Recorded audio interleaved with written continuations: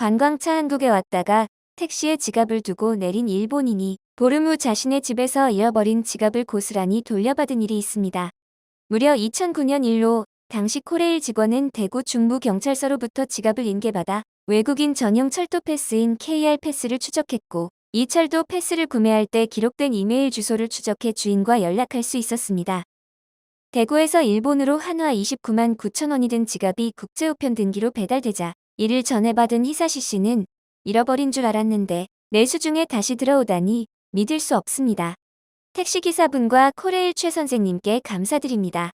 정직한 국민성에 한국에 또 가고 싶습니다. 라는 이메일로 감사한 마음을 표했습니다. 소위 입으로 편견을 쌓는 이들은 자신의 편견을 부풀리고 환상을 가지거나 반대로 아래로 낮춰보기 일쑤입니다. 특히 우익들이 판치는 일본에서 한국은 보도 듣도 못한 그 무엇으로 한국인이 친절하고 깨끗하다는 일본에 대해 환상을 갖고 여행했다가 혀를 내두르는 것과는 달리 일본인은 오히려 눈으로 직접 보고 대면한 이후 자신들이 상상하고 알아왔던 한국과 전혀 달라 놀라곤 합니다. 일례로 혐한 서적을 서점 베스트셀러 지역에 배치하는 일본과 달리 한국은 혐일이나 반일 서적은 찾아볼 수는 없는데, 한국인을 못 믿던 일본 여성이 지갑을 잃어버린 후 3번이나 울어버릴 정도로 감동한 일이 있다고 하는데요. 20대 여성 회사원인 이 일본 여성은 옛날부터 한국에 대해서 아주 나쁜 이미지를 갖고 있었다고 합니다. 한국인은 사기꾼에 불친절하며 특히 일본인은 일타겟이라는 위험지역인 한국에 긴 휴가를 맞아 놀러와 활기차고 세련된 나라라는 생각이 들었지만 애써 머리를 도리질하고 어차피 인간성은 최악인 나라라는 것을 상기했습니다.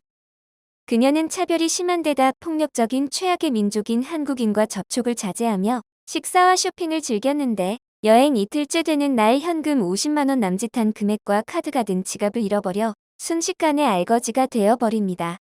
그녀가 이 고난 속에서 맞닥뜨린 것은 영무원과 경찰관으로 강남역에서 주저앉아 울상이 되어 30분 정도 지났을 때쯤 영무원이 다가왔는데 계속 출입구 근처에서 앉아 있었기 때문에 저보고 자리를 비키라고 말할 것이라고 생각해 고개를 숙인 채 필사적으로 한국어로 미안합니다, 미안합니다를 외치고 있었습니다. 고함을 치려나 어딘가로 끌려가는 건가, 혹시 폭력을 휘두를지도 몰라 두려움에 떨면서 영무원의 얼굴을 올려다보았는데 거기에 있던 영무원의 얼굴은 매우 뜻밖이었습니다. 매우 걱정스러운 표정으로 저를 바라보고 있었는데 도깨비처럼 무서운 얼굴을 상상했던 저는 완전히 안심해서 목 놓아 울어버렸습니다. 그러자 영무원은 더욱 걱정스러운 표정이 되어서 괜찮아요? 라며 저에게 사정을 물어봐 주었습니다. 저는 스마트폰의 번역 기능을 사용해 강남에서 관광을 하던 중에 지갑을 떨어뜨렸고 돈이 없어서 호텔에 돌아갈 수 없다는 사정을 전했습니다. 그러자 영무원이 상냥한 미소를 짓더니 지갑에서 2만 원을 꺼내서 제 손에 쥐어주는 것이었습니다. 영무원은 가지라는 손짓을 하며 저에게 돈을 쥐어주었는데 처음에 흘린 눈물이 공포에서 해방된 것이었다면 이번에는 상냥함에 대한 감동으로 눈물이 흘렀습니다. 그리고 영무원은 제가 파출소를 찾아갈 수 있도록 작은 지도 하나를 건네주었습니다. 저는 지금도 저 친절한 영무원 얼굴을 똑똑히 기억하고 있습니다. 평생 잊을 수 없을 것입니다.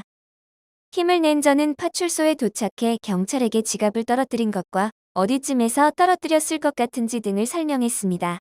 제가 번역기를 쓰면서 더듬거리며 설명하고 있었음에도 불구하고 경찰은 귀찮은 표정 하나 없이 끝까지 상대해 주었습니다. 지갑을 잃어버린 후 1시간 정도 만에 제가 20년간 믿고 있었던 한국인에 대한 이미지가 180도 변화해 가기 시작했음을 느끼고 있었습니다. 일본 여성은 호텔에 도착해 푹 잠을 잤지만 문제는 다음 날이었습니다. 전날 받은 2만 원에서 지하철을 이용하고 그날 저녁 식사를 해결한 그녀가 준 돈은 겨우 10,000원뿐으로 일본으로 귀국한 뒤에 집까지 돌아갈 교통비 등을 생각하면 10,000원으로는 도무지 버틸 수가 없었던 것이죠. 고민하던 그녀는 얼굴도 이름도 모르는 온라인 게임에서 만난 한국인 여성에게 SNS를 통해 상황을 설명하는데요. 그런데 기적처럼 3시간 정도 걸릴 테니 기다리고 있으라며 답변을 해온 것이죠. 영무원과 경찰 그리고 온라인 게임 친구까지에게도 충격을 받은 이 일본인 여성은 한국인의 인격을 부정하도록 교육을 하는 일본에게 환멸을 느끼고 있었습니다. 오히려 일본 영무원은 역에서 고개를 숙이고 있는 여자에게 경멸이나 호기심뿐으로 더구나 외국인이 지갑을 잃어버렸다고 파출소에 오면 적당히 응대하다가 돌려보내려고 했을 것이라고 경험에 의한 소회를 합니다. 하물며 곤란한 상황에 처했다고 해도 초면인 사람을 위해 3시간이나 걸려 만나러 와주는 사람은 일본에 절대로 없다고 단언했는데요. 한국인의 인간성의 마음을 완전히 빼앗기고만 그녀는 호텔 앞에 도착했다는 연락을 받고 또래 정도의 여성을 만나게 됩니다. 자신을 향해 괜찮냐고 묻는 표정은 마치 자신이 당사자인 듯이 걱정스러웠고, 이 일본 여성은 남의 불행에 기뻐하거나 패자를 바보 취급하는 사람을 지금까지 많이 보았지만 진심이 선한 사람은 만나기 힘들며 다른 사람의 불행을 보면서 자기 일처럼 공감하고 느끼는 것은 정말 쉬운 일이 아니라는 것을 알고 있었습니다. 표정과 바디랭귀지로 마음이 통하는 즐거운 시간을 보낸 그녀는 처음으로 존경스러운 친구를 만났다는 느낌에 그 무엇보다도 의미 있는 시간이라고 평했는데요. 그녀가 돌아가면서 놓고 간 편의점 봉투에는 김밥과 과자 그리고 인스턴트 식품이나 주스 등 2일 동안 지내기에 충분한 식량과 함께 현금 10만 원이 든 돈 봉투가 있었는데 직접 주면 사양할 것이 뻔해 몰래 넣어둔 것이었죠. 돈을 꼭 갚을 테니 계좌번호나 주소를 알려달라고 하는 그녀의 감사함에 돌아온 대답에 결국 3번째 울음을 터뜨리는데요. 그럼 이번에 일본에 놀러 가니까 그때 대접해달라는 말로 해를 끼친 채로 끝나지 않고 보답할 수 있는 기회를 만들어 의기소침해진 그녀를 배려한 모습에 자신도 모르게 눈물이 흘러나왔다고 합니다. 한국에 와서 몇 번이나 울고 있다는 생각에 웃음이 났다는 이 일본 여성은 한국의 여러 은인들 덕분에 무사히 일본에 귀국할 수 있었는데 미담은 여기서 끝이 아닙니다. 그리고 비하인드 스토리가 하나 더 있는데 저에게 서프라이즈가 일어났습니다. 어찌된 일인지는 모르겠지만 찾을 거라고는 생각지도 못했던 지갑이 국제우편을 통해 돌아온 것입니다. 지갑을 열어보고는 한 번 더 놀랐는데 지갑 속에 있던 돈이 그대로 남겨져 있었습니다. 지갑을 주운 누군가가 돈은 하나도 건들지 않았던 겁니다. 이 여행에서 저는 완전히 한국인에 대한 사랑이 생겨버렸습니다. 라고 이야기는 끝이 나는데요. 어느 곳이든 그 나라만의 장점이 있고 단점이 있기 마련이겠습니다만 어려움에 봉착한 일을 그냥 넘기지 못하는 한국인의 성격이 만든 동화 같은 이야기였습니다. 한국인들은 남의 일도 내 일처럼 여기는 나쁘게 말하면 오지랖 넓고 좋게 말하면 정이 많은 특성이 있습니다. 보통 지갑이 떨어져 있으면 베개 하나 있는 나쁜 손을 타지 않도록 최대한 주인을 찾아주려고 하는 편으로 지갑 주인이 찾기 쉽도록 안내데스크나 점원, 경찰 등에게 갖다 줍니다. 지갑을 떨어뜨리는 걸 직접 목격해 주인임이 분명한 상황에선 주저없이 달려가서 그 사람에게 지갑을 전해주기도 하죠. 반면에 일본인들은 남의 일에는 잘 관여하지 않는 편으로 냉큼 주워가지도 않지만 나서서 주인을 찾아주지도 않습니다. 일본에 갔다가 횡단보도에 떨어진 지갑이 차에 밟히는 것을 보고는 도저히 안 되겠다 싶어 현지인에게 조치를 요청하자 지갑을 인도로 휙 던지고는 웃으며 괜찮다고 하고 가는 길 가는 것이 일본인데요. 신고를 하던 중에 지갑 주인이 나타나 경찰서로 동행한 이 한국인은 경찰이 지갑 주인에게 내용물에 진짜 문제 없냐고 몇 번이나 반복해 묻는 바람에 오히려 불쾌함을 느꼈다고 합니다. 일본에서는 잃어버린 곳으로 가면 그 자리에 그대로 있을 가능성이 매우 큰데 잃는 사람 역시 마찬가지로 한국인은 남의 일에 제 일처럼 걱정하고 나서 적극 돕는데 일본은 길바닥에 쓰러진 사람을 보고도 그냥 지나갑니다. 대신에 누구 한 명을 딱 붙잡고 도와달라고 하면 거절하지는 않는다고 하는데 일본은 우리가 생각하는 친절과는 다른 학습을 통해 습관화된 것으로 표정이나 말투로 나에게 선의를 갖고 대한다고 오해하면 안 됩니다.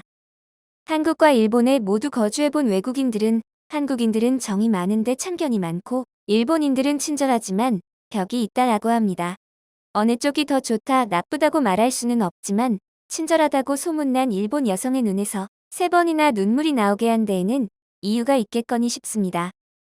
무엇보다 한국인 영무원이 다가왔을 때 도깨비오니 같은 무서운 표정을 떠올렸다고 하는 말이 의아한데 과거 반공교육을 실시하던 7, 80년대 또리 장군에서나 하는 이미지 주입을 하는 것인가 의문이 들 정도로 21세기에 위화감 없이 나온다는 것이 놀랍습니다.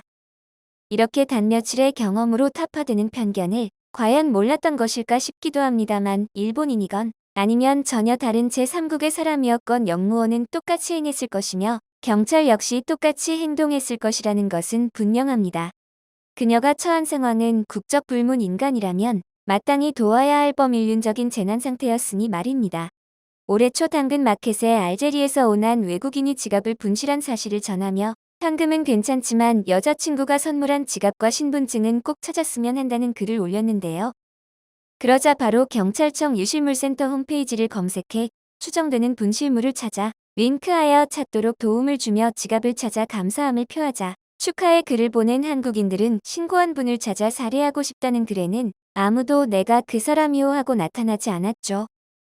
일본 방역이 실패하자 한국이 독재국가라 당당히 매도한 BBC 로라비커마저 속초에서 잃어버린 지갑을 찾은 것을 되짚어보자면 감정이 규율과 상식보다 앞서는 거 아닌가, 곧 본질적인 사회화의 차이가 한일의 차이 아닌가 싶습니다. 영상을 끝까지 시청해주셔서 감사합니다. 구독과 좋아요는 영상 제작에 큰 힘이 됩니다.